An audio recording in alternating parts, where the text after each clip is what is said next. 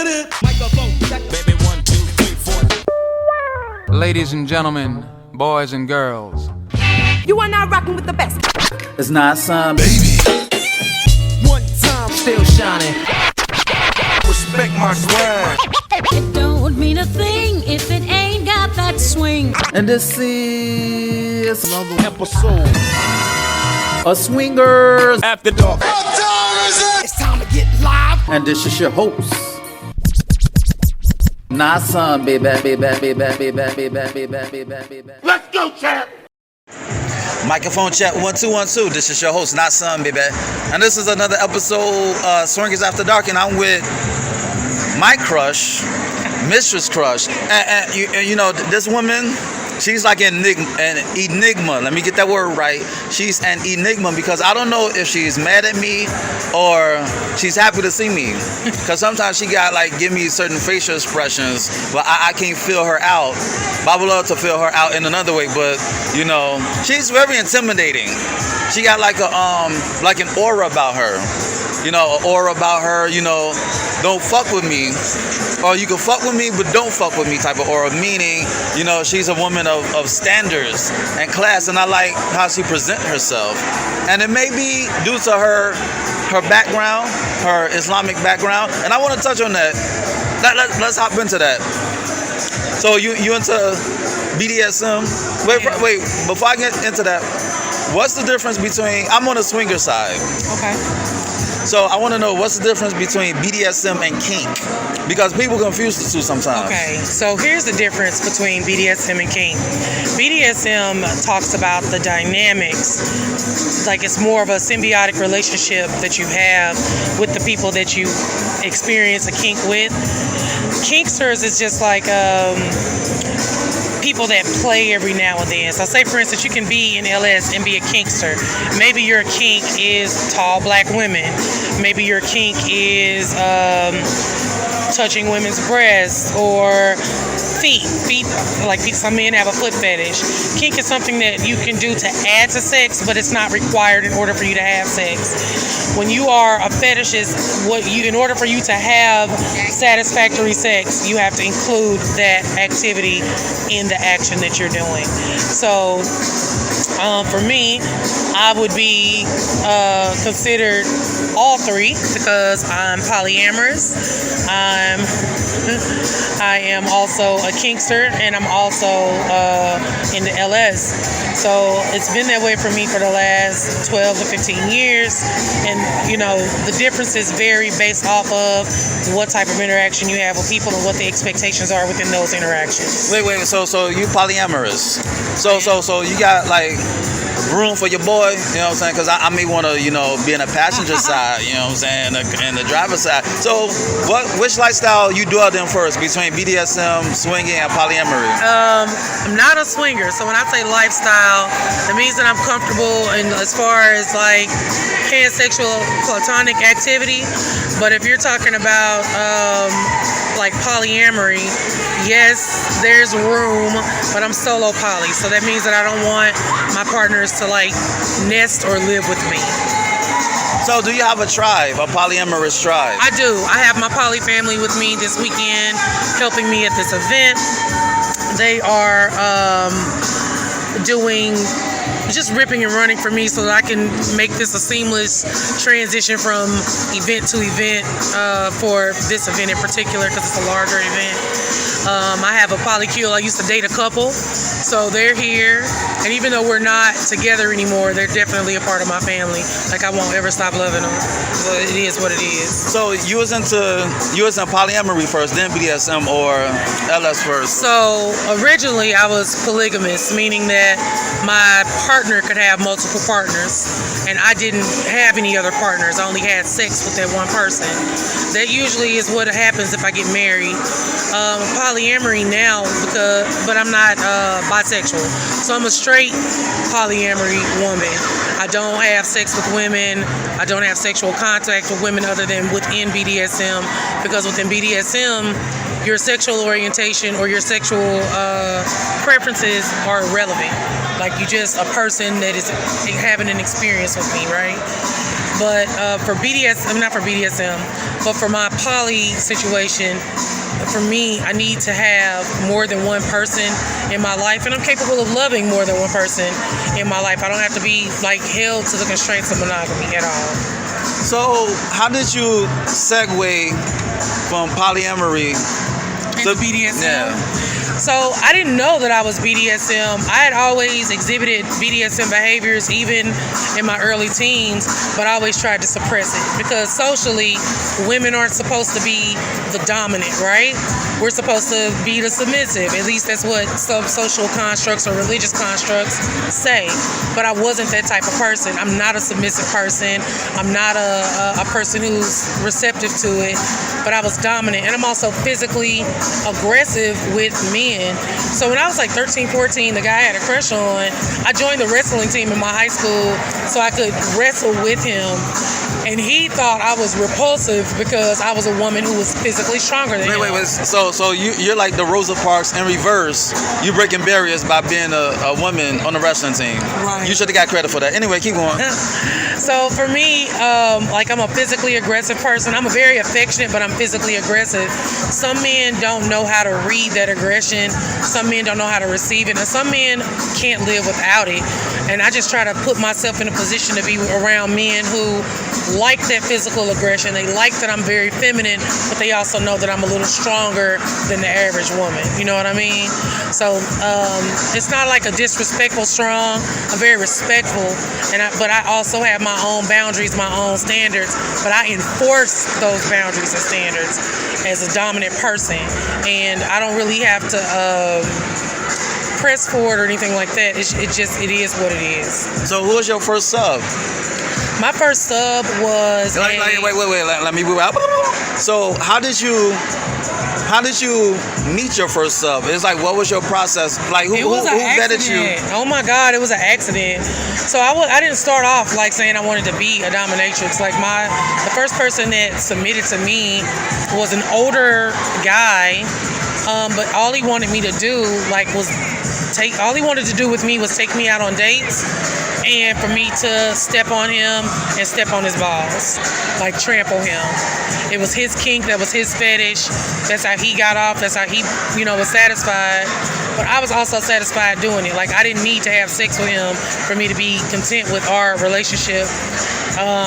We would go out to eat, and then he would go to a room, and he'd strip naked. And I would keep my clothes on, and I would just walk all over him. And I'm not talking about like a massage where you have like a smaller woman walk on your back. I'm almost 6 feet tall, so he was a tall glass of water. Ow. And he was like 5'6", like 145 pounds. He just wanted me to step on him, smother him, choke him, do stuff like that. And that is how I ended up with my first sub. And then he started talking to me about what it was for him to be a submissive and what he needed, and what it was for me to be clearly defined from another person what it is that I actually was, which was a dominant. So how did you get the name Mistress Crush? So I got the name Mistress Crush. I used to go to a dungeon or like play parties, like lifestyle play parties. People would always invite me to like help host and talk about sexual education, like to prevent STDs and stuff like that. And I got introduced to being called Mistress Crush because I have a large posterior. And people used to ask me to sit on them, like sit on their face or sit on them. No. We're not using scientific words on this podcast. What the hell is a posterior? I don't even know how to spell it, and I pride myself in spelling. What is a posterior? A posterior is your ass. Listen, ladies and gentlemen, she has a caboose. She don't even have an ass. She has a caboose. Wait. I'm going to be a creep right quick. I asked, like, is it like a 50-inch? Like 50 inches? My ass right now is 52 inches. 52 inches. My TV is not even 52 inches. You feel me? So she got that panoramic ass. You feel me? But anyway, anywho. Focus. So that's how you got Crush. Is it like an acronym or what? No, it's not an acronym. But you crushing motherfuckers with their ass. With your ass. I crush people with my entire body.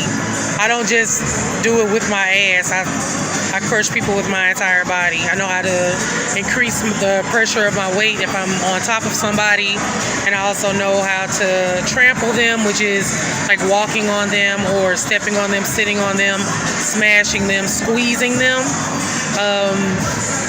Sometimes people like porn. It's a porn category where women crush things between their thighs. Also crush like watermelons, fruit, stuff like that between my thighs. So people, they enjoy it, so I give it to them. So are you a leather house? Wait, first of all, are you a house? I do have a house. My house is House Zuya. It is the house of the three-eyed cat. So break that down. So Wait, it's Zuya. How you say it? Zuya? Zuya. Zuya is African word for female warrior or soldier, and this woman is tasked with protecting. So my house is all about protection and provision and like accumulation of like assets and things like that. So Zuya just means to gather and protect, and that's what my house does. We do gather and protect. Wait, you gotta spell Zuya because I can't spell what would you say, pronostication? What you say, prosthetic? Posterior. Yeah, I don't know how to spell posterior. I don't know how to spell Zuya. So spell Zuya so people could Google it. Okay, so Zuya is Zuyaa. Okay, I may have to make that a character in one of my books. You know what I'm saying? Zuya. So how long have you been doing BDSM? Since 2005. So we're running at 15 years now. So how does your wait? I don't want to assume. So you have an Islamic background. I do. I've also been Muslim for that long. When I first started participating in BDSM, I did it on a very limited basis, meaning that I would do it with my husband's permission, or I would seek permission to, play. And with that, it wasn't any sexual play. Like, I was married, I was, monogamous to my husband, so it wasn't any sexual play. So anything with the word job at the end of it, I didn't do. So I didn't do foot jobs, I didn't do hand jobs, I didn't do blow jobs either, because that was considered something that was for the person I was married to, so I just didn't do it. I also didn't have any type of sexual intercourse with any sessions or scenes, because I was married and I had kids, and to protect the relationship that I was in, I just didn't do anything that would violate that. But if it was a guy that wanted me to hit him, then I hit him. It's simple. If a guy wanted me to pee in his face, I'd pee in his face, but I would definitely charge. So do your family members like give you the side eye when you tell them wait? No. My family members, my family and close friends know what I am. There are some people that are friends, like my Muslim friends. They don't obviously know that this is what I do or what I'm on. It's about discretion. It's about discretion. It's about protecting and maintaining my privacy, the privacy of my children, and also the privacy of the partners that I play with. And plus, you don't want to mix your community activities. Right. So professionally, I have 2 degrees. I have a degree in business, and I also have a bachelor's in psychology. So I work with kids and people in general. I don't think that whatever my sexual proclivity is should interact with that. As far as my professional business, I run 2 businesses. I don't want clients to have a negative connotation or association with what I do in a bedroom or in the privacy of my own home. See, I know what proclivities means. That means habit, and I know how to spell proclivities. So that's 1 out of 3 that I got. But anywho, it's like, do you think that do you get discriminated against because you're a woman in BDSM and you're a dom? Sometimes people don't respect that women can be doms. I don't even call myself a femdom. I say that I'm a dom because there's no gender specificity when it comes to what the fuck you are. Either you a bitch or you not. Bitch is not solely subject to male or female. It's just, it is what it is. You either a bitch or you not. You either a slut or you not. Dudes can be sluts. I know a lot of slutty ass dudes. That's what they are. They're not less of a slut because they got a dick. Like, it doesn't matter. But a lot of times people have to experience me in person or see me or interact with me or have a conversation with me to really grasp what and who the fuck I am, for them to know, because visually it throws them off, because I am very feminine. I try to keep myself put together. I try to keep myself up. So I don't, I present very gentle or I present very soft until you have that moment where you actually have a conversation with me. You don't know what you're really getting. So I have a lot of men at parties or even at this event that we're at now at Kingtopia that see me and like, oh my gosh, she's so tall, she's so thick, she wearing pink, she look, I look like a soft ass woman. I'm not. I'll knock you on your ass. But what I look like and what I am are two. It's a conflict immediate, because in general I'm very modest in what I wear and in my appearance. I wear a hijab most of the time. I very rarely wear my hair down or out even. I very rarely wear things that show cleavage or legs or anything like that. Well, sometimes she has no choice. Sometimes because her ass protrudes out, then it like accentuates her curves. So she got no choice. So with that, people think like see it, like it, want to touch it, but then when they get there, they understand that I'm not for everybody. I don't present like I'm for everybody, and I'm okay with that. Like, I'm an acquired taste. A taste I would like to acquire. Now, speaking of acquiring, if I wanted to be a sub or slave or a potential mate in your polyamorous tribe, how would you vet your potentials? And what is your type? Okay. What is your acquired taste? So my acquired taste are black. My preference is black men. I like what they call blurs, black nerds. I like really smart, intelligent, creative men. Yes, I got a chance. Anyway, keep going. I also like men who treat women like gentlemen, meaning that you do open the doors, that you do pay for dinner, that you hold my hand when we're walking together. Because I'm like that. I like that romanticism that comes with being in a relationship. I like men who are okay with being affectionate, who are good verbal communicators. Those are things that I really, truly enjoy. I don't necessarily have a physical type. Looks are not what the primary motivator is for me to be in a relationship with you, because I don't want to have any more children. I don't have to worry about making little ones that look like you. But those are things that I need in order to, be in some sort of relationship. As far as a submissive, like if I want to be your sub, say Mistress Crush, I want you to be my dom. So if you say something like that to me, then we're going to start a process of consideration and vetting. Vetting for me is knowing who you fuck with, who you hang around, who you deal with, what's your philosophy on BDSM, what type of principles do you understand and execute, what are things that make you how you are, and what are your motivations for being a submissive. Because some types of submissives I don't deal with. There's a group of men who like to wear diapers. Great, you want to be my sub, but I'm not a mommy dom, so I'm not going to do that. I don't mind doing A&R, which is like adult nursing, but that would depend. That would be negotiated. It wouldn't be something that I would just be like proactive and looking for. What I'm looking for in a submissive man is somebody who has control over their emotions, somebody who wants to submit, that I don't have to physically force to submit. I don't mind getting physical. I don't mind wrestling or a lot of physical play. I really enjoy that actually.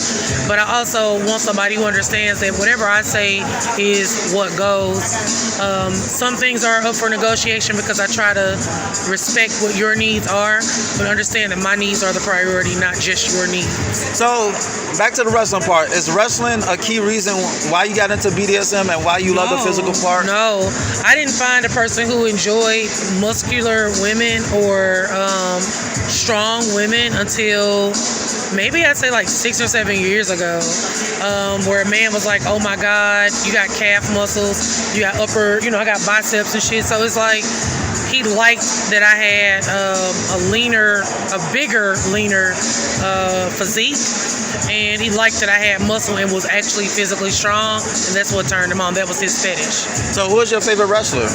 I don't have a favorite wrestler. If wrestling is just something I like to do because jiu-jitsu and Greco-Roman style wrestling is just physically fun. I just enjoy doing it. Listen, I don't say wrestling. I say wrestling. I say wrestling. So do dudes, because you do your exhibitions and your sessions at swing parties. Yeah. Do dudes try to push up on you?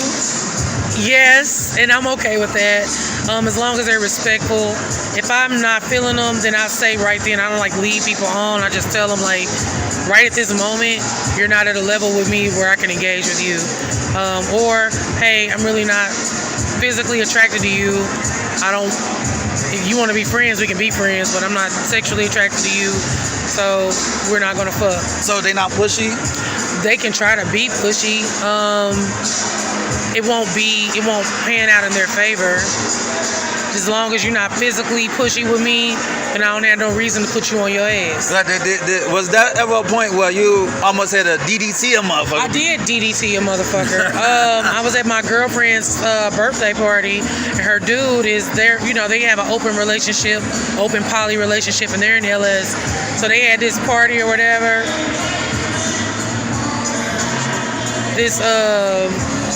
This party and stuff like that. We got Spider-Man in the building, jumping from tier to tier. Wow. Yeah, just leap from floor to floor. Yeah. We're not doing that. Yeah, I'm glad he didn't fall. I am too, because I would hate to have to see him pick his black ass up off the floor. I know him. He crazy New Yorker. Anyway.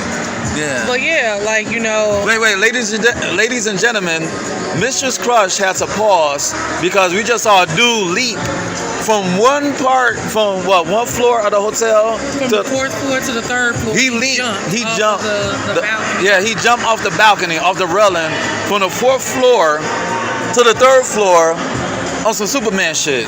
Right. And good thing he didn't fall and bust his ass. Oh, you know what I'm saying? Because that's a long fall. I stopped because I wanted to see if that's what was gonna happen. Yeah, that's why she paused. I'm like, why she pausing? Because my back is to the railing. But anyway, yeah. Anywho, but like I said, her dude, I was spanking a woman on a massage table, and I was kind of bent over her to kind of like communicate with her, and the guy that she was with came up behind me, was like just trying to rub his dick on my ass. He didn't even ask me, he didn't discuss it, he didn't negotiate it. That's what he did. So because I'm in the middle of a scene, I don't want to break communication with the person I'm playing with. So after I like kind of cooled her down so I could step back, when I got done, he was still like trying to rub his dick on me. So I yoked his ass up. That floor came up fast, and it was it. It was a wrap. Now who broke it up? It wasn't nothing to break up. I knocked him the fuck out. Oh, okay. Mistress Debo. That should be your name, Mistress Debo. So, are you into BDSM in the long haul? Oh, yeah. This is not something like once you understand what BDSM is and how it affects you and what your choices are when you're dealing with interacting with people, how you communicate, it's hard to just be like, I don't want BDSM. I don't want to do this. I know for me, I have a need and a desire to spank someone, to be sadistic, to be somewhat sexual, to be physically free with a person and have that ability to take their exchange power with them as a man, right? Or even as a woman, it doesn't matter. But I can't do or be anything else. It wouldn't be authentic. It wouldn't be what I am. So talk about the power exchange. What is power exchange in BDSM? Power exchange is when you give up some of your rights and autonomy to me as a part, like you're trusting me with your body and giving me permission to do with it as I want to. Impact is when you hit someone, right? Like I punch you in the arm, that's impact. When I have consent, it is consensual impact play or consensual physical or sensory play, right? When you give me that permission, that is the power exchange. You're giving up your consent for me to do this thing to your body. That's the best way I can explain it. So consent is like also having safe words. No, safe words is a part of having a scene or a session. So if you have a safe word, I don't use safe words. I don't even play with people that use safe words. I use red, green, and yellow light when I play with people. They have to tell me red if they need me to stop, yellow if they're enjoying themselves, if they need me to slow down, and green if they want me to keep going. So in other words, power exchange is pretty much somebody trusting you with their body and with their wellness and with their mental. It's a thing. People often think that a dominant person is just like somebody who is controlling everything. But the reality of it is it's very service-based. It's me saying that I'm responsible for what I do to and with you, and that I'm responsible for you, etc. So it's like, you know, when I first saw you, you have a commanding, like you command respect. You know what I'm saying? I try to. But you do trying means to fail. You are doing it. Because I wasn't sure if I could talk to you, and especially we was in a seminar, and you was like, I don't want to misquote you, but you was like, oh, I'm not changing diapers. I'm not changing diapers. I'm not feeding them. When they was talking about babies, like a woman who doesn't want to change diapers is very unique in my eyes because that's very maternal. So break that down. So if I misquoted you, you did.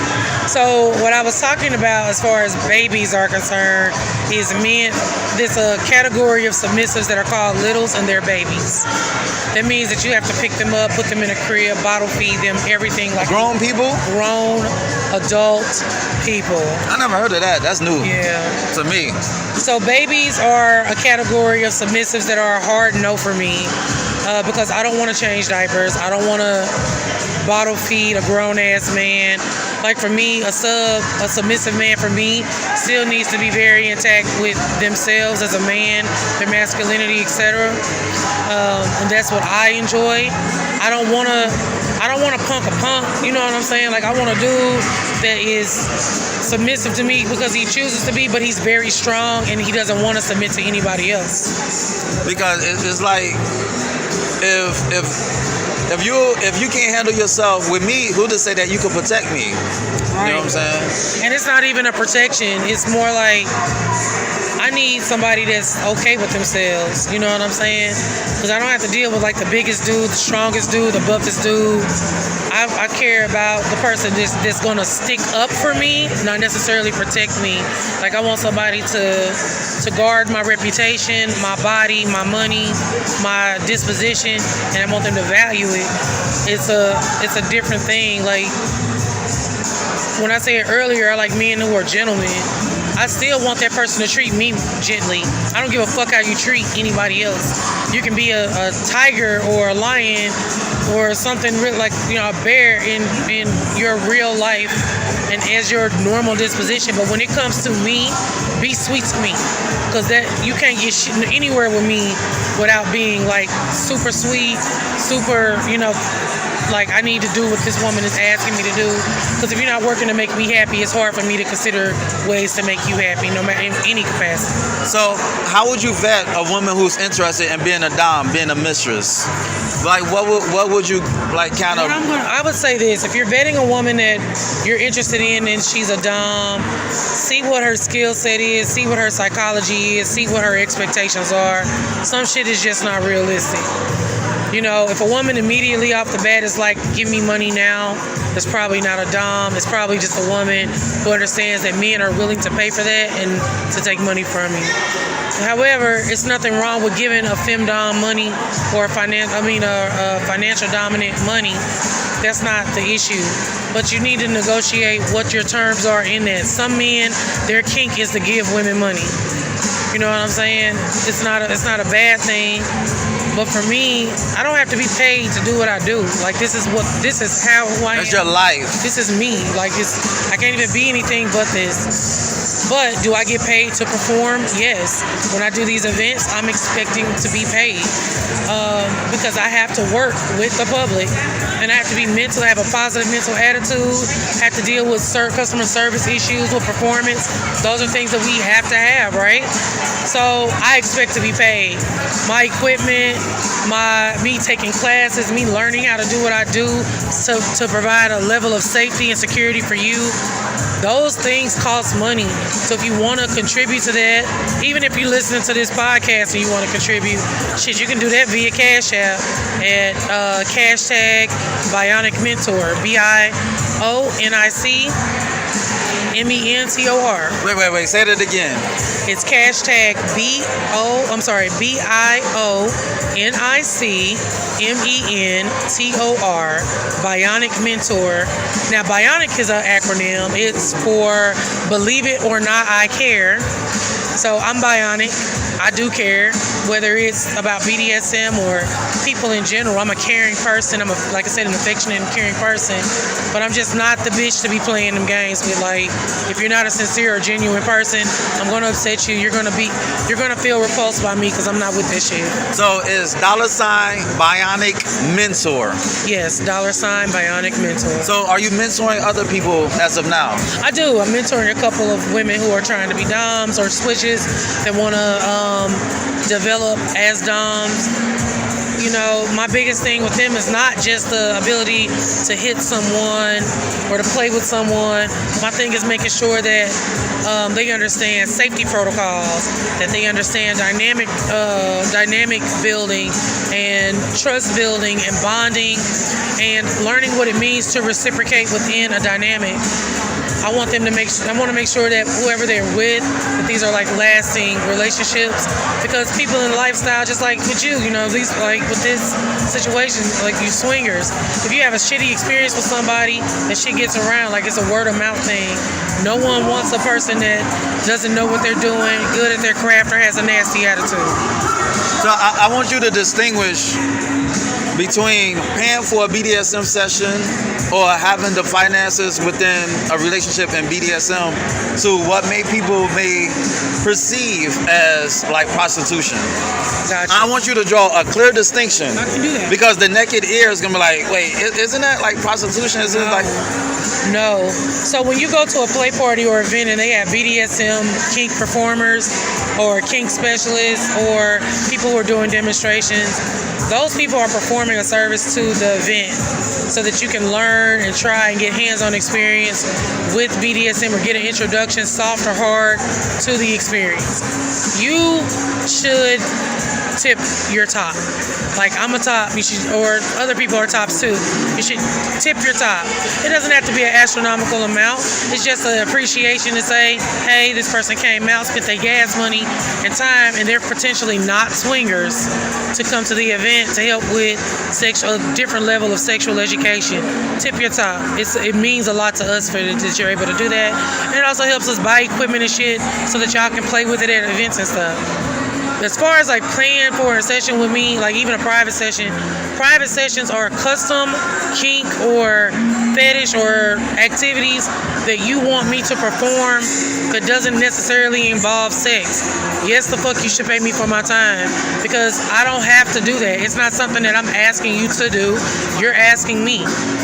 You're telling me, hey, I want you to sit on my face, or I want you to fart in my mouth or pee on me, or You whatever. did that before, fart in mouths and piss on and shit on dudes? You do scat too? Yeah, I do. Okay. But that's not prostitution. That is literally a fee-for-service situation. Prostitution is when you sell your body or your person because either let's do this. People need to understand what sex workers are. I don't have sexual contact with the people that I do scenes with. I'm glad you mentioned that, because when people say the word or hear the word sex workers, they automatically think prostitution. So break that down further. All right, so I would be in the category of sex worker because the BDSM side is sexual for the person that I'm bottoming, not necessarily me, right? So I can make a woman orgasm. We do forced orgasm scenes all the time, but I'm not having sex with this woman. There is no sexual intimacy involved with that. If a man wants to spend one-on-one time with me, as far as a BDSM, meaning I'm giving him a sensual massage, or I'm hitting him, or I'm stretching his ass out on a mat, he's paying for that time. I do cuddling sessions. Those are not sexual. I don't have any reason for your dick to be in me. Your dick won't be in my mouth for sure. We're not fucking. That's a scene, not a sexual relationship, or it's not exchange for sexual pleasure. Right. So, sometimes, but if you paying for pussy, great, because some pussy good enough to pay for it. But that's not what I do. Like, that's not your stilo. Yeah, I don't personally sell pussy. I don't know what to market as, because everybody has different preferences on what they like as far as who they fuck. And what is forced orgasms? Forced orgasm is where you take a male or a woman and you tie them to something, or have some sort of bondage situation where their genitals are exposed and you're stimulating their genitals until they come over and over and over again for as long as you want them to come. It's forced, and it can be sustained anywhere from a 5-minute interaction to sometimes hours of coming until you're exhausted from coming. It just depends on what you're expecting from the scene. All right, so what's down the future for Mistress Crush? In the future for Mistress Crush, I would like to do collaborations with more clubhouses and lifestyle events to be able to do like I'm doing with you now. Ask and answer questions that are relative to BDSM. See, because there's some people that are BDSM and poly and lifestylers, but all of these communities don't always cross-translate. Well, I'm glad you mentioned that. Before we get up out of here, just mention what do you think about the crossing over? Do you think it dilutes BDSM, swinging, and polyamory because people are mixing? No. And here's why. Because people aren't one-dimensional. People aren't just, labeled and boxed. Some people have different situations. Like I said, I'm poly and I'm solo. I don't have to live with no dudes. I don't got 2 husbands that live with me, and I don't want 2 husbands. I can have men that I spend time with sexually or even platonically that I really do romantically love and want to spend time with them, but it has nothing to do with my BDSM. A lot of people think that because I'm a dom, that in order to be my boyfriend or my guy, that you got to be a submissive, and that's not true. Just understand that you can't be my dom, because I'm not a bitch that's gonna be dominated. We gonna have to do a part 2. Being in BDSM later, of course, on a later date, of course. Yeah. BDSM, polyamory, and swinging. Right. Yeah, we gonna have to do it, because a lot of people, there's a lot of controversy behind it, because a lot of people don't like the mixing and matching. They think that everything gets watered down. So I would like to get your perspective on a part 2.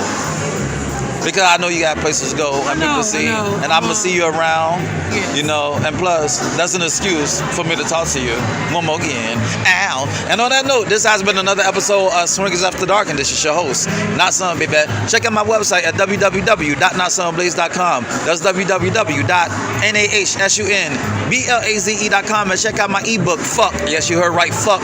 It's on Nook, Kindle, iBooks, Google Play. Go get it. It make you say, na na na na. Ow. And shoot me an email at swingpodcast@gmail.com. That's swingpodcast@gmail.com. Hit me up with any questions or concerns that you may have. Rate, share, subscribe, and comment on this podcast.